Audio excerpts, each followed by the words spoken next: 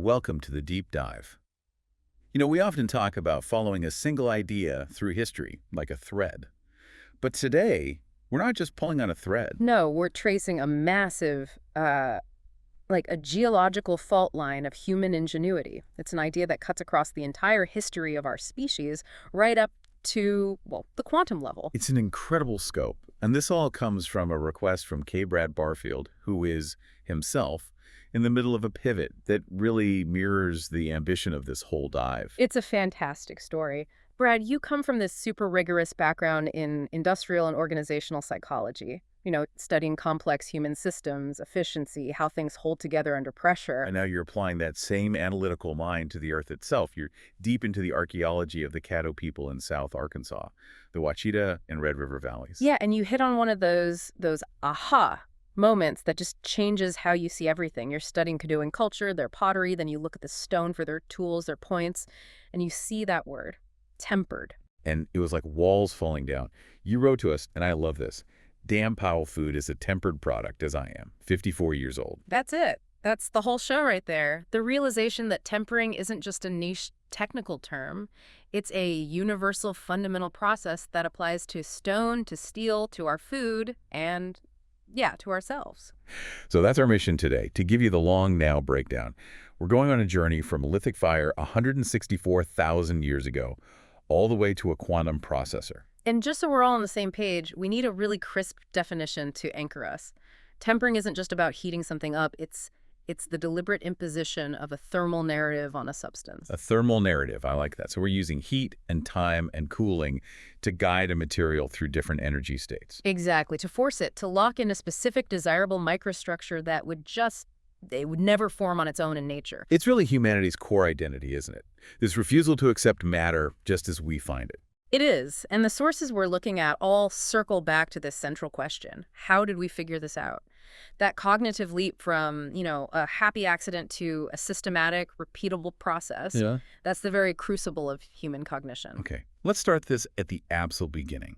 Deep, deep in the Middle Stone Age, where we find the first solid proof of this incredible cognitive breakthrough. For decades, the archaeological consensus was that really complex pyrotechnology, engineering with fire, was a pretty late invention. Right. We used to think maybe 40,000 years ago, something that happened alongside that creative explosion of art and culture. Exactly. But that whole timeline has been just completely obliterated by discoveries in South Africa. We're talking about a site called Pinnacle Point. And the evidence there shows that human tempering capacity is spectacularly older. So much older. We're talking evidence going back to about 164,000 years ago, and it was definitely a systematic industry by 72,000 years ago. It changes the whole story of who we were. It really forces us to rethink when our ancestors became true engineers. And the key to this whole discovery is a really difficult kind of rock called silcrete. Right, this is what the researchers call the silcrete problem. So tell us about raw silcrete. Why was it such a headache for early toolmakers? Well, in its natural state, it's just awful for making tools. It's impure, it's full of these microscopic air pockets, tiny internal fractures. The quartz cement that holds it all together is all uneven. So our sources describe it as obstinate. That's the perfect word for it. It's an obstinate rock. If you're an early human, a napper, and you strike a piece of raw silcrete, the force of that blow just doesn't travel predictably. It just shatter randomly. It would. The force dissipates along all those little internal weaknesses. So instead of a clean, controlled break, you just get unpredictable shattering, a lot of waste. It was a lithic liability. You couldn't count on it to make the thin, sharp microliths they needed. And yet, the finished tools they left behind, the thousands of them they found at Pinnacle Point, are incredibly high quality. They have this telltale waxy gloss. A waxy gloss and the smooth, refined texture. And that contrast between the raw junk rock and the perfect finished tool, that is the unmistakable signature of their thermal solution. So to get that quality, they had to be doing something really sophisticated. You're saying they couldn't just toss the rock into a bonfire? Oh, absolutely not. If they heated it too quickly, they'd run right into the problem of thermal shock. See, there's a tiny amount of water trapped inside the rock's matrix. And if you heat it too fast, that water turns to steam instantly. Right, and it creates this intense localized pressure from the inside. The rock literally explodes. It's a failure mode called pot lid fracturing. The whole piece is just ruined. So they needed to control the heat. A slow, gentle ramp-up. How on earth did they do that without a modern kiln? It was a brilliant, low-tech protocol. The sources describe how they buried the silkrete nodules under a layer of sand, often right next to or even under the main fire pit. The sand. The sand acts as a thermal buffer. Exactly. Sand is a terrible conductor of heat, so it acts like this perfect, massive insulator. It guaranteed that the stones were brought up to temperature incredibly slowly.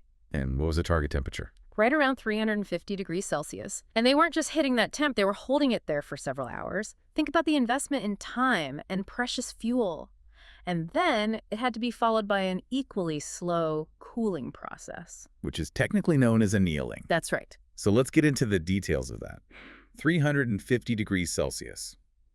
What is physically happening inside that rock to turn it from an obstinate material into the perfect toolkit? It's a total internal reorganization. Yep. Two critical things happen at that temperature. First, the heat drives off all that interstitial water, the water that's chemically wound up in the silica structure. Okay, that makes sense. But the second part is the real magic. It causes the recrystallization of the iron oxides and the quartz cement that was, chaotically gluing all the grains together before. So the whole internal structure basically tightens up, becomes more uniform. It does. The grain size shrinks dramatically, and the material becomes much more homogeneous. And once tempered, the stone becomes isotropic. Isotropic, meaning it responds to force equally in all directions. Exactly. So now when the napper strikes it, that fracture wave travels cleanly, predictably. You get that beautiful shell-like break known as a conchoidal fracture. And that is the key to efficient blade production. So that waxy gloss. It isn't just a pretty finish. It's the physical proof of that homogeneity. It's a permanent record of a successful thermal event from 70,000 years ago. It's the ultimate confirmation. But here's the truly profound part, the cognitive displacement that Brad's question really gets at. By 72,000 years ago, this was a systematic industry. The cognitive leap this required was it was massive. Because it demands delayed gratification on a huge scale. It's a total shift from reaction to long-term prediction. I mean, think about the resource commitment. It requires conscious collection.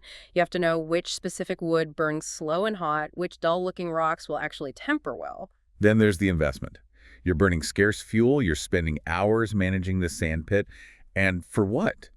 There's no immediate reward. You're not making a tool right now. None at all. And that requires anticipation. You have to hold a complex mental model of the future in your head.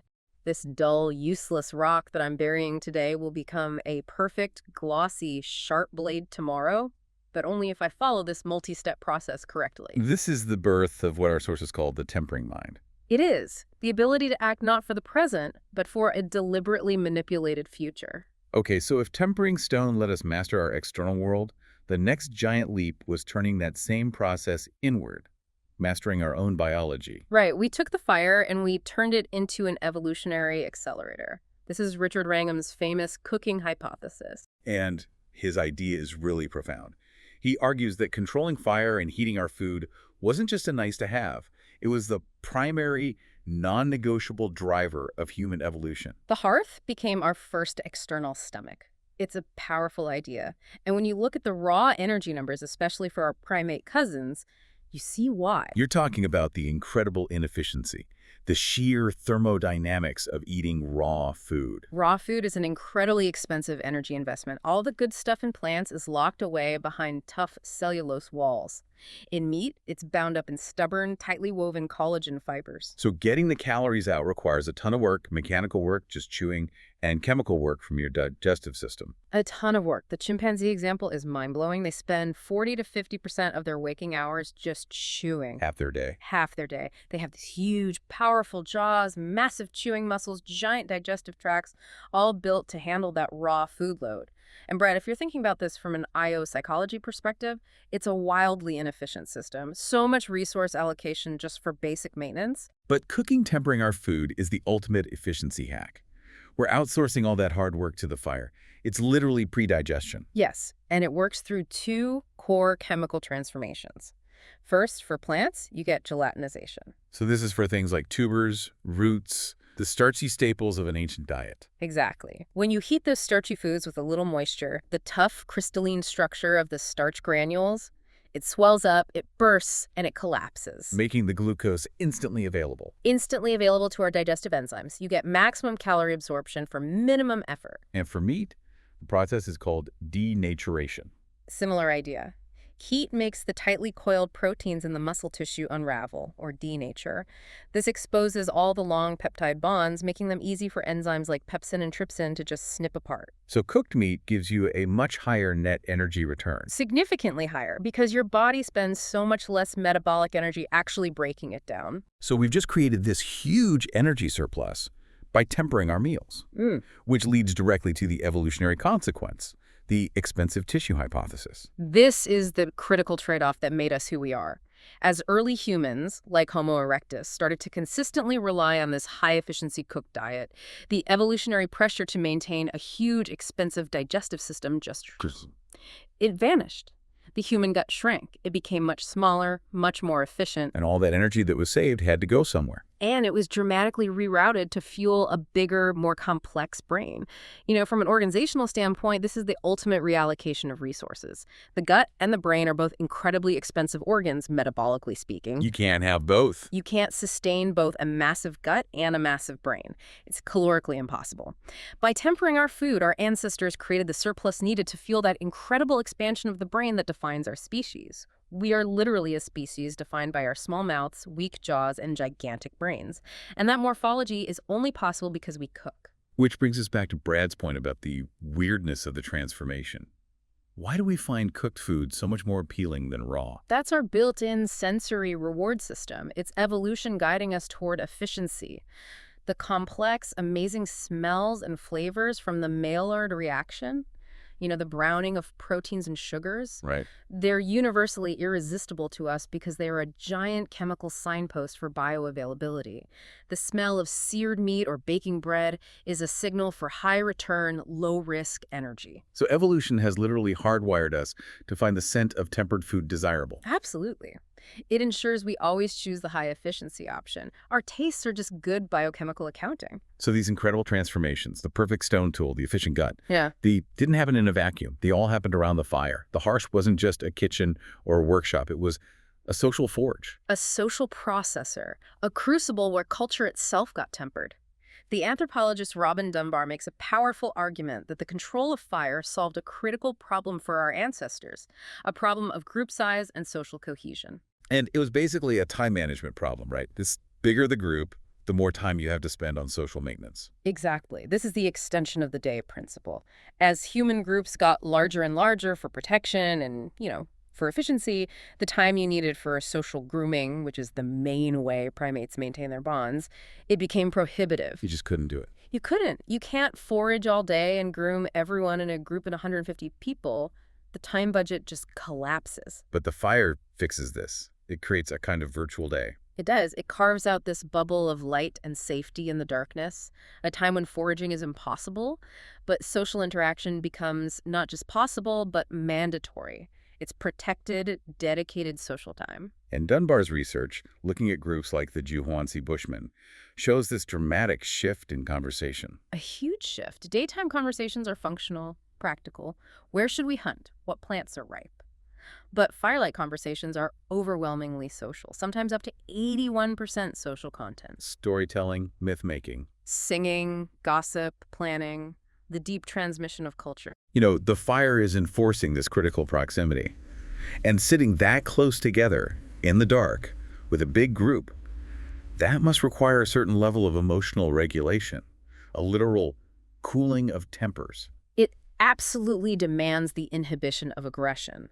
You can't be constantly on edge, hypervigilant, if you're crammed together sharing warmth and a meal with 50 other people. And the rhythmic nature of it, the singing, the chanting, the shared laughter from stories, that has a chemical effect. A powerful one. It triggers the release of endorphins and oxytocin. It provides this powerful, scalable chemical bond that works so much better for large groups than one-on-one physical grooming ever could. The group becomes resilient through this shared emotional temper. This connects so well to the listener's question about the accidental high, like discovering cannabis or alcohol. No, what? It feels like a natural next step in tempering the mill. No, it fits the logic perfectly. I mean, if you can accidentally temper a rock by leaving it too close to the fire, you're almost guaranteed to accidentally temper your consciousness by burning different kinds of plants. Right? Early humans burning aromatic herbs, resinous woods, maybe psychoactive plants like hemp or juniper. They would have absolutely inhaled the smoke. And they would have experienced those altered states, sedation, stimulation, maybe hallucinations. Mm. And that would have dramatically changed the whole tone of those firelight conversations. Which over time gets formalized into ritual. Of course.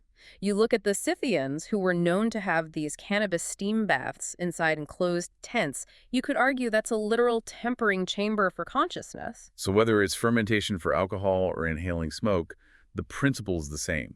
You're using an external process to modulate, to temper the internal human emotional state. It's chemical tempering for the mood. And just like with steel, it actually makes the social structure more resilient. How so? Well, it softens the rigid hierarchies, it blunts the sharp edges of the day-to-day survival grind, it allows for a kind of psychological plasticity. The space you need for imagination, for bonding across divisions, for the kind of weird, non-linear thinking that really drives long-term innovation. Exactly. Tempering, in this sense, is the art of making the tribe tougher by first making it temporarily a little softer. Okay, let's jump forward thousands of years. We're in the Neolithic now, with the invention of pottery, which brings us right into Brad's world of research on the Caddo people. And here, the definition of temper changes again. It's not about heating, it's about adding things to the clay. But the goal is still stress management. Precisely. The central problem with pottery is shrinkage. Clay is, basically hydrated rock platelets. As it dries and then as it's fired, the water leaves and all those platelets pull tighter and tighter together. And if that happens unevenly, the whole thing just cracks. It rips itself apart. The internal tension is just too much. So Neolithic potters figured out they needed to add non-plastic inclusions to the clay paste. And that is the technical, archaeological definition of temper. So things like sand, crushed rock, plant fibers, even crushed up old pottery, which is called grog. Right. And all those things act as a kind of internal skeleton. They interrupt the continuous matrix of the clay, which dramatically reduces the overall shrinkage rate. They stop those tiny cracks before they can spread. But the choice of temper is where the real genius comes in. And this brings us to the specific choice made by the Mississippian and Caddo cultures in your region, Brad, which was shell temper. And shell is fascinating because it's a high-risk, high-reward strategy. It's a real paradox. Well, what's the risk? Shell is crushed calcium carbonate. The sources are very clear. If you fire a pot with shell in it above about 700 degrees Celsius, the calcium carbonate decomposes. It turns into lime. And lime is a problem. A huge problem. Lime is highly hygroscopic. It aggressively sucks moisture right out of the air, and when it does, it expands a lot. So your beautiful finished pot can literally pop and crumble into pieces days or even weeks after you fired it. It's a failure called lime spalling. Okay, so why on earth would they risk that? Why use a temper that forces you to be so careful with your firing temperature? Their reward, unparalleled thermal shock resistance. And for a cooking pot, that is everything. See, when you crush shell, it doesn't break into little round bits like sand does. It breaks into flat, thin, platy particles. Almost like tiny flakes of mica or something. Exactly.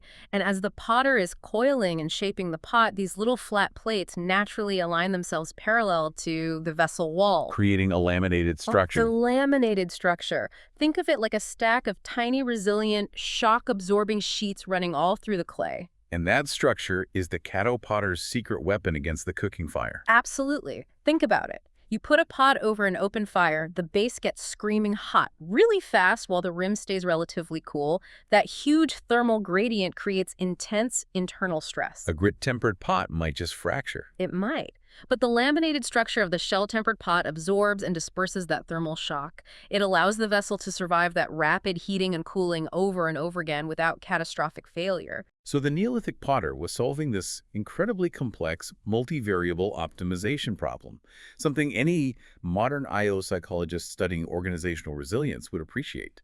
It's an amazing achievement based on generations of expertise. They had to temper the firing process itself, keeping the kiln temperature strictly below that lime blowout point in order to use a temple, the shell, that would ultimately allow the pot to survive the temper, the intense, rapid heat of the cooking fire.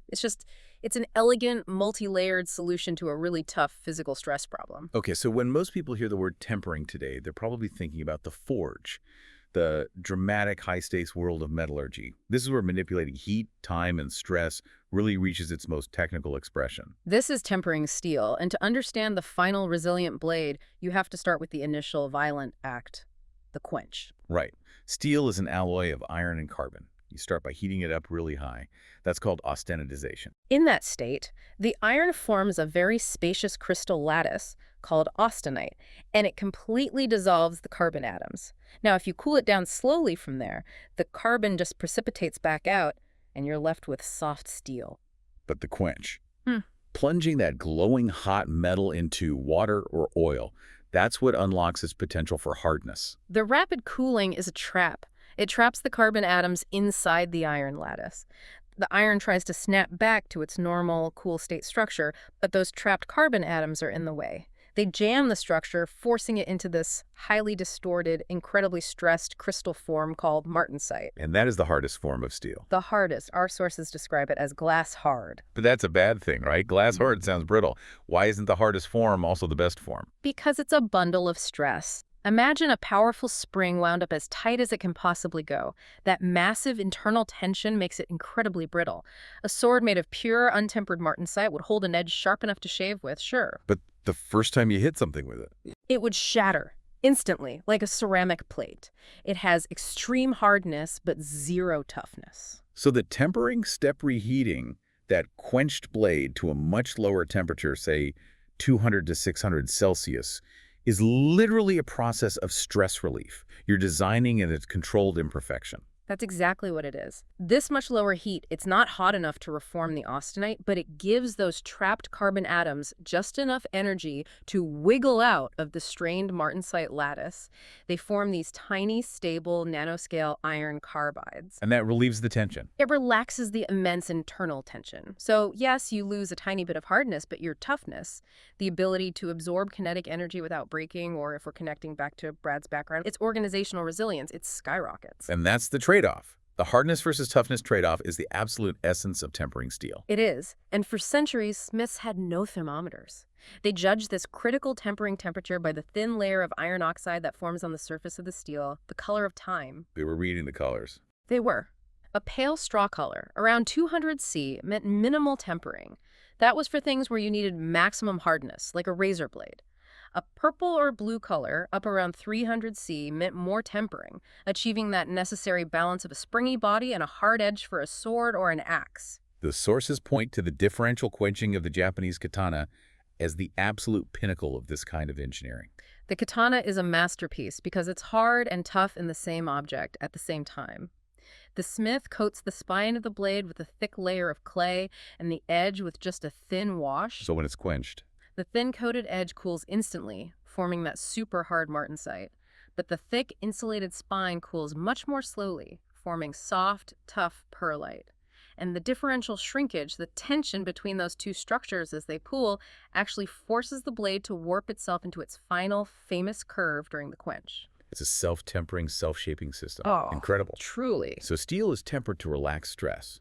But with glass, counterintuitively, it's often tempered to add stress, to make it stronger. This is the vitreous paradox.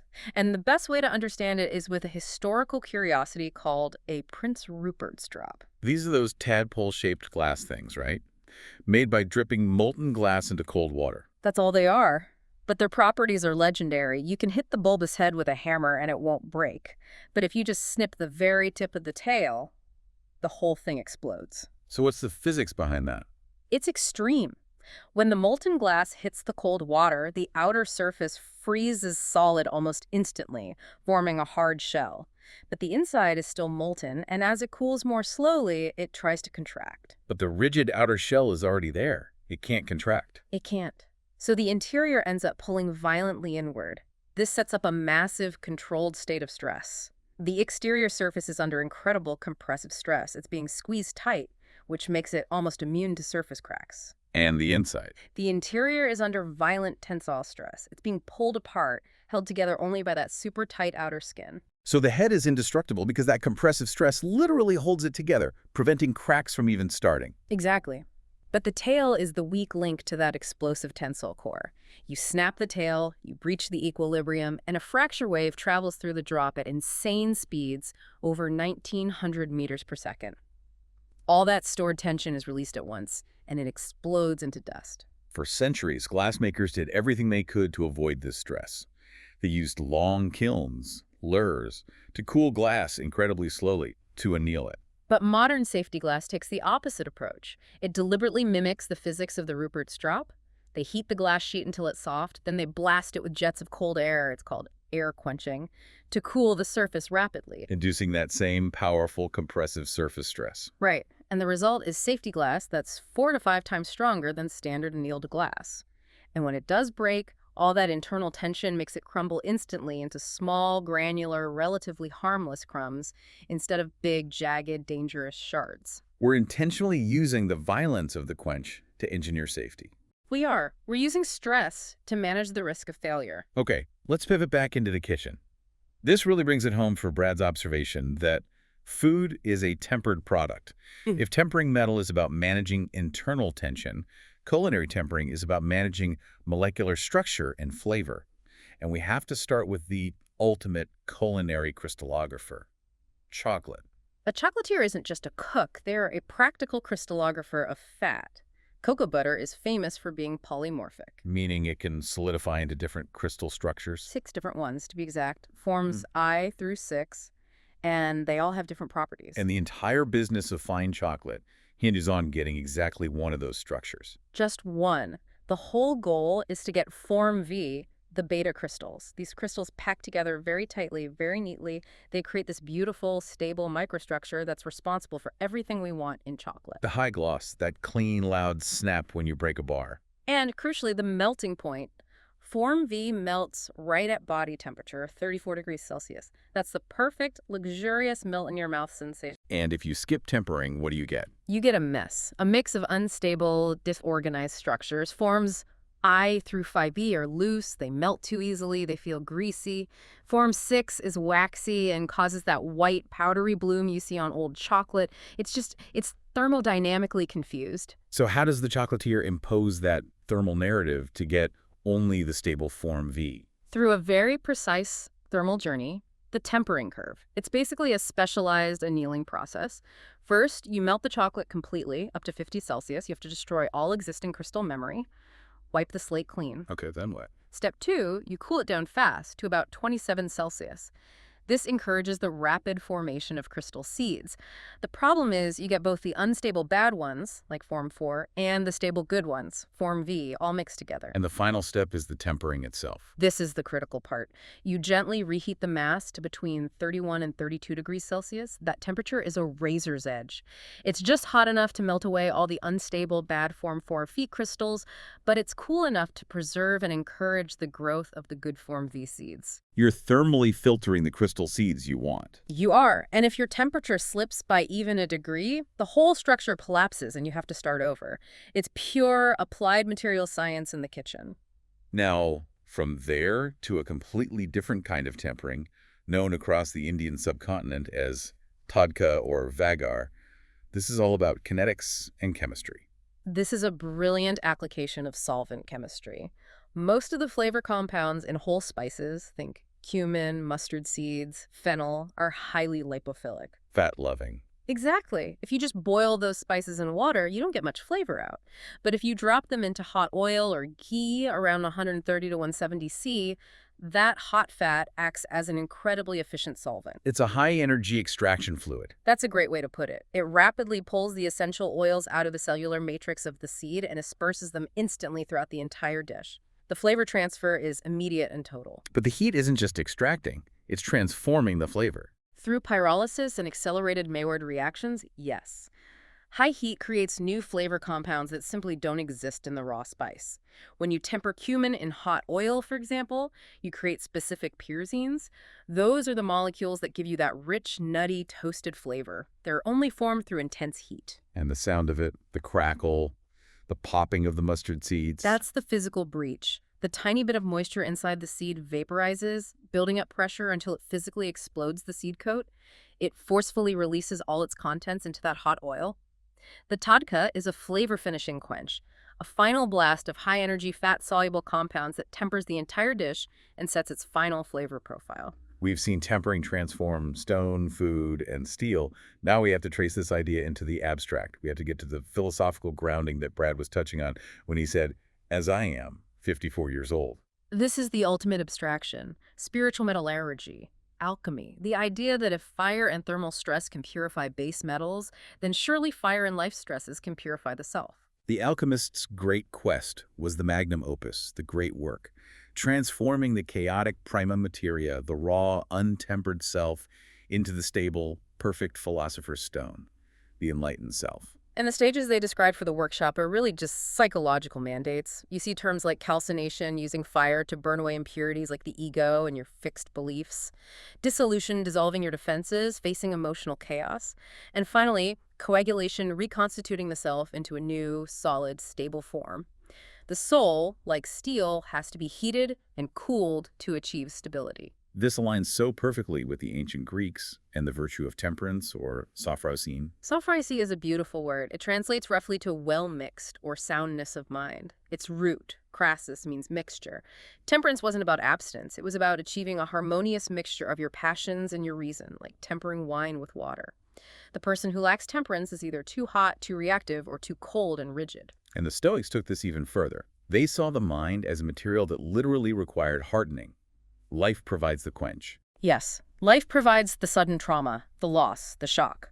The Stoics' goal was to endure that quench without shattering. The tempered soul is resilient.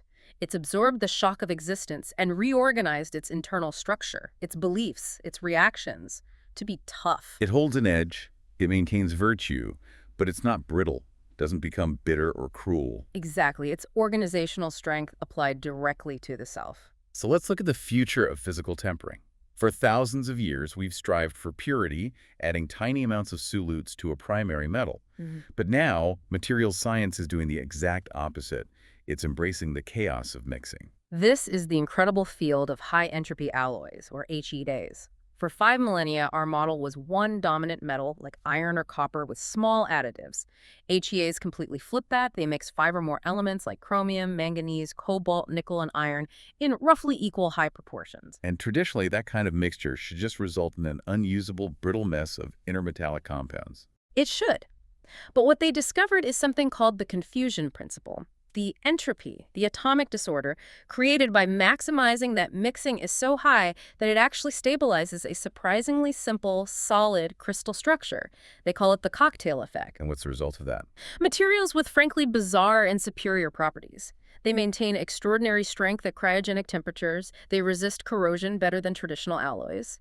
Here, tempering is achieved by maximizing atomic chaos to create a completely new, more resilient form of stability. It's an incredible lesson in embracing complexity to find strength. Which brings us to the final, most abstract frontier, tempering information itself, moving from atoms to probability with quantum annealing. This is a type of computation used for massive optimization problems, finding the single best solution among a gigantic number of possibilities. You can visualize it as a landscape with hills and valleys where the lowest valley is the best solution. In classical computing, what they call thermal annealing, if your program is stuck in a shallow valley, a pretty good solution, but not the best, you need to add energy or heat to give it the power to climb over the surrounding hills to search for a deeper valley. Exactly, and that takes a lot of time and computational power. Quantum annealing uses quantum mechanics to just skip the climbing part. Instead of heat, it uses a magnetic field as its temperature. The transverse field. Right, and that magnetic field allows for quantum fluctuation. It allows the particle, the qubit that holds the information, to literally tunnel through the energy barriers. It can sample the entire landscape almost simultaneously. The system starts in this raw superposition where all the answers exist at once. And as you slowly turn off the magnetic field, that's the annealing schedule, the qubits naturally evolve toward their ground state, the lowest energy state, the deepest valley, the optimal solution. It's tempering information itself, guiding it from a state of total potential to the most stable, efficient outcome. The material is information, the fire is quantum fluctuation, and the quench is the final collapse of the wave function when you measure the system and extract the one true, optimal solution out of all that chaos. We've gone from burying a rock to manage 350 degrees to tuning quantum logic gates with magnetic fields, all in the pursuit of resilience and stability. Wow. We started this journey 164,000 years ago, burying rocks and sand in South Africa. We realized that fire made our brains bigger. We analyzed Kato shell temper in your backyard, Brad.